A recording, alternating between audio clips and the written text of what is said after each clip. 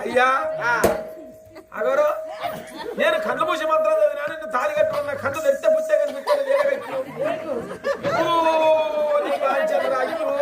లంగల్ల మొదటి లంగా ఉన్నట్టు నేను అందుకే లేచి నించో అది నేరుగా ఉన్నది ఈ పొల్ల అబావతి అటు రేరుగా నేను కావాలి చచ్చిన ఆజిముట్ట కొడుక ఇట్లా పట్టుకో అయ్యగారు ఒకటి రెండు మూడు ఈ పిల్లగానికి పొడిపోకుండా లేపుతుంది ఈ బుజ్జాబ రెండో పడి గజ్జి లేపుతుంది దేవతా కళ్యాణం